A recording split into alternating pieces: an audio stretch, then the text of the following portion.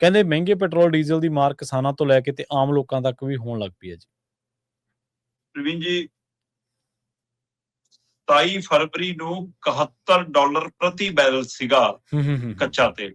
71-72 ਪ੍ਰਤੀ ਬੈਰਲ ਸੀ ਜੀ। ਤੇ ਅੱਜ ਦੀ ਤਰੀਕ 'ਚ $101 ਪ੍ਰਤੀ ਬੈਰਲ ਦੇ ਪਾਰ ਹੈ। ਠੀਕ ਆ। 27 ਫਰਵਰੀ ਤੋਂ ਲੈ ਕੇ ਅੱਜ ਦੀ ਤਰੀਕ ਤੱਕ ਅੱਧਾ ਮਈ ਟਪਾ ਲਿਆ ਆਪਾਂ। ਇਹਨਾਂ ਦਿਨਾਂ ਦਰਮਿਆਨ ਇਹ ਇੱਕ ਵਾਰ 112 ਤੇ ਵੀ ਗਿਆ, $114 ਪ੍ਰਤੀ ਬੈਰਲ ਵੀ ਗਿਆ ਤੇ ਫਿਰ ਮੁੜ ਕੇ 100 ਦੇ ਗੇੜ ਚ ਆਇਆ, ਅੱਜ 101 ਦੇ ਗੇੜ ਦੇ ਵਿੱਚ ਹੈਗਾ।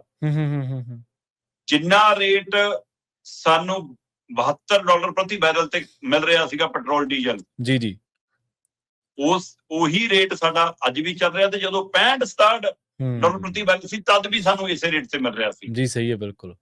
ਤੇ ਜਦੋਂ 100, 102, 112, 114 ਤੱਕ ਵੀ ਗਿਆ ਤਦ ਵੀ ਲਗਭਗ ਰੇਟ ਸੀ 114 ਤੇ ਜਾਣ ਤੇ ਫਿਰ ਉਹਨੇ 10 ਰੁਪਈਏ ਐਕਸਾਈਜ਼ ਡਿਊਟੀ ਘਟਾ ਕੇ ਉਹਨਾਂ ਨੂੰ ਰਾਹਤ ਦਿੱਤੀ ਕੰਪਨੀਆਂ ਨੂੰ। ਜੀ ਜੀ ਜੀ। ਪ੍ਰਵੀਨ ਜੀ, ਜੇ ਉਹਨਾਂ ਦਾ ਘਾਟਾ ਇੰਨਾ ਵੱਡਾ ਹੋਵੇ ਨਾ, ਇਹ ਪੰਪ ਬੰਦ ਕਰਕੇ ਭੱਜ ਜਾਣ। ਸਹੀ ਗੱਲ ਆ, ਬਿਲਕੁਲ। ਇਹ ਘਾਟਾ ਖਾਣ ਵਾਲੇ ਨਹੀਂ ਗੇ ਨਾ ਨਾ। ਤੇ ਇਹਦੇ ਅਰਥ ਕੀ ਨੇ? ਇਹਦਾ ਮਤਲਬ ਤੁਸੀਂ $65, $67, $70, $72, $80, $90, $100 ਤੱਕ ਕਮਾਈ ਕੀਤੀ ਨਾ, ਮੋਟੀ ਮਲਾਈ ਖਾਧੀ ਨਾ। ਸਹੀ ਹੈ। ਤੇ ਜਦੋਂ ਤੁਹਾਨੂੰ ਲੱਗਦਾ ਤੁਸੀਂ ਰੌਲਾ ਪਾਉਂਦੇ, ਤੁਹਾਨੂੰ ਸਰਕਾਰ ਨੇ ਉਨੀ ਕੁ ਰਾਹਤ ਦਿੱਤੀ। ਹੁਣ ਵੀ ਕੰਪਨੀਆਂ ਦਮ ਭਰਦੀਆਂ ਕਿ ਸਾਡੇ ਲਈ ਤਾਂ ਜੀ ਅਜੇ ਘੱਟ ਹੈ, ਸਾਨੂੰ ਤਾਂ 16 ਰੁਪਈਏ ਪ੍ਰਤੀ ਲੀਟਰ ਪੈਟਰੋਲ, 18 ਰੁਪਈਏ ਪ੍ਰਤੀ ਲੀਟਰ ਡੀਜ਼ਲ ਤੱਕ ਮਹਿੰਗਾ ਕਰੋ। ਅੱਛਾ। ਤੇ ਸਰਕਾਰ ਕਹਿੰਦੀ ਨਹੀਂ ਵੀ ਅਸੀਂ ਤਾਂ 3 ਰੁਪਈਏ ਵਧਾ ਦਿੰਦੇ ਆ। 3 ਰੁਪਈਏ ਡੀਜ਼ਲ ਵਧਾਤਾ, 3 ਰੁਪਈਏ ਪੈਟਰੋਲ ਵਧਾਤਾ ਤੇ 2 ਰੁਪਈਏ CNG ਵਧਾਤੀ। ਹੁਣ ਇਹਦਾ ਮਤਲਬ ਅਜੇ ਕੰਪਨੀਆਂ ਦਾ ਘਾਟਾ ਤਾਂ ਪੂਰਾ ਨਹੀਂ ਹੋਇਆ। ਤੇ ਫਿਰ ਜੇ ਕੰਪਨੀਆਂ ਦਾ ਘਾਟਾ ਪੂਰਾ ਨਹੀਂ ਹੋਇਆ, ਫਿਰ ਇਹਦਾ ਮਤਲਬ ਇਹ ਅਜੇ ਗੋਲੀ ਦਿੱਤੀ ਹੈ, 5 ਦਿਨਾਂ ਦੀ ਕੋਈ ਦਵਾਈ ਦੇਣਗੇ।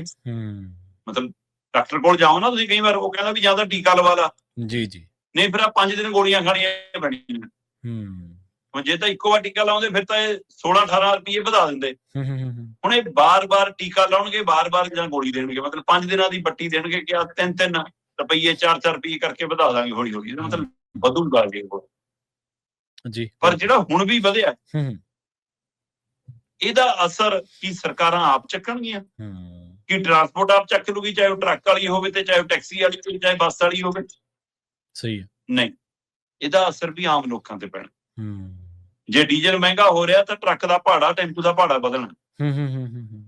ਤੇ ਜੇ ਡੀਜ਼ਲ ਮਹਿੰਗਾ ਹੋ ਰਿਹਾ ਤਾਂ ਬੱਸ ਦਾ ਕਿਰਾਇਆ ਵਧਣਾ। ਜੇ ਪੈਟਰੋਲ, ਡੀਜ਼ਲ, CNG ਤਿੰਨੇ ਚੀਜ਼ਾਂ ਮਹਿੰਗੀਆਂ ਹੋ ਰਹੀਆਂ ਤਾਂ ਟੈਕਸੀ, ਕੈਬ ਦਾ ਰੇਟ ਵਧਣਾ। ਤੇ ਉਹ ਸਾਰਾ ਬੋਝ ਕਿਹਦੇ ਤੇ ਪੈਣਾ? ਜੀ, ਦੇਸ਼ ਦੇ ਆਮ ਲੋਕਾਂ ਤੇ, ਆਮ ਜਨਤਾ ਤੇ। ਡੀਜ਼ਲ ਮਹਿਜ ਟਰਾਂਸਪੋਰਟ ਦਾ ਕੰਮ ਨਹੀਂ ਕਰਦਾ। ਡੀਜ਼ਲ ਖੇਤੀ ਦੇ ਵਿੱਚ ਬਹੁਤ ਮਹੱਤਵਪੂਰਨ ਹੈ। ਟਰੈਕਟਰ ਤੋਂ ਲੈ ਕੇ ਪੰਪ ਤੱਕ, ਔਰ ਖਾਸ ਕਰਕੇ ਇਹਨਾਂ ਦਿਨਾਂ 'ਚ ਜਦੋਂ ਪੰਜਾਬ 'ਚ ਝੋਨਾ ਲੱਗਣਾ, ਸਹੀ ਹੈ, ਕੱਦੂ ਕਰਨ ਲਈ ਵੀ ਟਰੈਕਟਰ ਚੱਲਣਾ। ਤੇ ਉਹ ਤੋਂ ਬਾਅਦ ਤੁਹਾਡਾ ਜੇ ਬਿਜਲੀ ਨਹੀਂ ਆਉਂਦੀ, ਜਿਹਨਾਂ ਕੋਲ ਨਹੀਂ ਪ੍ਰਬੰਧ ਹੈਗਾ, ਉਹਨਾਂ ਨੇ ਪੰਪ ਵੀ ਚਲਾਉਣੇ ਆ, ਉਹ ਵੀ ਡੀਜ਼ਲ ਤੇ। ਡੀਜ਼ਲ ਦੀ ਖਪਤ ਦੇ ਹਿਸਾਬ ਨਾਲ ਅੰਦਾਜ਼ਾ ਲਾ ਲਓ ਕਿ 3 ਰੁਪਈਏ ਨਾਲੇ ਕਿੰਨੀ ਮਾਰ ਪੈਣੀ ਹੈ ਉਹਨਾਂ ਤੋਂ। ਉਹਨਾਂ ਦੀ ਖਰਚ ਦੀ ਲਾਗਤ ਤਾਂ ਵੱਧ ਗਈ ਜੀ, ਪਰ ਤੁਸੀਂ ਉਹਨਾਂ ਦੀ ਆਮਦਨ 'ਚ ਕੋਈ ਵਾਧਾ ਕੀਤਾ ਤਾਂ ਦੱਸ ਦਿਓ ਮੈਨੂੰ। ਮਤਲਬ ਰੂਟੀਨ ਦੇ ਵਿੱਚ ਵੀ ਜਿਹੜੇ ਵਾਧੇ ਹੁੰਦੇ ਨੇ ਉਹ ਵੀ ਨਿਗੂਣੇ ਹੁੰਦੇ ਨੇ, ਜਦੋਂ ਕਿ ਬਾਕੀਆਂ ਦੇ ਮਹਿੰਗਾਈ ਭੱਤਿਆਂ ਦੇ ਹਿਸਾਬ ਨਾਲ ਹੋਰ ਨੇ। ਜੇ ਅਸੀਂ ਸਰਕਾਰੀ ਮੁਲਾਜ਼ਮਾਂ ਦੇ ਹਵਾਲੇ ਨਾਲ ਦੇਖੀਏ ਤਾਂ ਇੱਥੇ ਉਹ ਵੀ ਨਹੀਂਗਾ। ਸਹੀ ਹੈ। ਪਰ ਇਹਨਾਂ ਤੋਂ ਹੀ ਸਮਾਨ ਲੈ ਕੇ ਜਿਹਨੇ ਦੁਕਾਨ ਤੇ, ਹੱਟੀ ਤੇ, ਫੈਕਟਰੀ ਚੋਂ ਕੱਢ ਕੇ ਵੇਚਣਾ, ਉਹਨੇ ਆਪਣੇ ਹਿਸਾਬ ਨਾਲ MSP ਲਿਖਣੀ ਹੈ। ਜੀ ਸਹੀ ਹੈ, ਬਿਲਕੁਲ। ਇਹ ਜਿਹੜਾ ਪਾੜਾ ਖੜਾ ਹੈ, ਇਹਦੀ ਮਾਰ ਕਿਤੇ ਤੇ ਪੈਣੀ ਹੈ। ਸੋ ਕੁੱਲ ਮਿਲਾ ਕੇ ਕਿਸਾਨਾਂ ਤੇ, ਮਜ਼ਦੂਰਾਂ ਤੇ, ਆਮ ਲੋਕਾਂ ਤੇ, ਮਿਡਲ ਕਲਾਸ ਤੇ, ਉਹਨਾਂ ਲੋਕਾਂ ਤੇ ਸਾਰਿਆਂ ਤੇ ਮਾਰ ਪੈਣੀ ਹੈ। ਜਨਾਬ, ਆਪਾਂ ਜਾਣਦੇ ਹਾਂ ਪ੍ਰਵੀਨ ਜੀ, ਆਪਾਂ ਪਿੰਡਾਂ ਵਾਲੇ ਹਾਂ। ਅੱਜ ਦੀ ਤਰੀਕ 'ਚ ਗੱਡੀ ਰੱਖਣਾ ਵੱਡਾ ਮਸਲਾ ਨਹੀਂਗਾ। ਗੱਡੀ ਨੂੰ ਰੋਜ਼ ਸੜਕ ਤੇ ਲੈ ਕੇ ਜਾਣਾ ਵੱਡਾ ਮਸਲਾ। ਸਹੀ ਆ। ਖਰੀਦਣੀ ਨਹੀਂ ਆਪਾਂ ਆਪਣੇ ਪਿੰਡਾਂ ਦੇ ਉਹਨਾਂ ਪਰਿਵਾਰਾਂ ਨੂੰ ਜਾਣਦੇ ਆ ਜਿਹੜੇ ਮੋਟਰਸਾਈਕਲ, ਐਕਟਿਵਾ ਵਗੈਰਾ ਜਿਹੜਾ ਆਉਂਦਾ ਉਹਦੇ ਨਾਲ ਇਹ ਮਹੀਨੇ ਦੇ 15-15, 20-20 ਦਿਨ ਕੱਢ ਦਿੰਦੇ ਨੇ। ਤੇ ਜੇ ਰਿਸ਼ਤੇਦਾਰੀ 'ਚ ਭੋਗ ਵਿਆਹ ਤੇ ਕਿਤੇ ਜਾਣਾ, ਉਦਣੇ ਘਰੋਂ ਗੱਡੀ ਨਿਕਲਦੀ ਹੈ। ਹਾਂਜੀ ਹਾਂਜੀ, ਬਿਲਕੁਲ ਏਦਾਂ ਹੀ। ਜਾਂ ਸ਼ਹਿਰ ਕੋਈ ਸਮਾਨ ਲੈਣ ਜਾਣਾ, ਉਦਣ ਗੱਡੀ ਨਿਕਲਦੀ ਹੈ ਜਦੋਂ 4 ਜੀਆਂ ਨੇ ਜਾਣਾ ਹੋਵੇ। ਇਕੱਲਾ ਬੰਦਾ ਆਮ ਗੱਡੀ ਪਰਿਵਾਰਾਂ ਚੋਂ ਆਪਣਾ ਸਧਾਰਨ ਛੋਟਾ ਕਿਸਾਨ ਪਰਿਵਾਰ ਵੀ ਗੱਡੀ ਨਹੀਂ ਕੱਢਦਾ, ਨਹੀਂ ਕਾਰ ਨਹੀਂ ਲੈ ਕੇ ਖੜੀ ਚਾਹੇ ਹਰੇਕ ਦੇ ਆ। ਸੋ ਇਸ ਲਈ ਉਹ ਸਾਰੇ ਹੁਣ ਇਸ ਮਾਰਚ ਆਉਣਗੇ। ਇਹ ਵੱਡਾ ਸੰਕਟ ਹੈ, ਪਰ ਇਹ ਮਹਿੰਗਾਈ ਦਾ ਟੀਕਾ ਹੋਰ ਲੱਗਣਾ, ਤੁਹਾਡੇ ਰੁਜ਼ਗਾਰ ਖੁੱਸਣ ਦਾ ਡਰ ਖੜਾ ਹੈ। ਚੁੱਲ੍ਹਾ ਮਹਿੰਗਾ ਹੋ ਗਿਆ, ਤੇਲ ਮਹਿੰਗਾ ਹੋ ਗਿਆ, ਆਉਣਾ ਜਾਣਾ ਮਹਿੰਗਾ ਹੋ ਗਿਆ, ਖਾਣਾ ਪਕਾਉਣਾ ਮਹਿੰਗਾ ਹੋ ਗਿਆ, ਤੇ ਅਜੇ ਮਾਰ ਦਾ ਖਤਰਾ ਹੋਰ ਪਿਆ।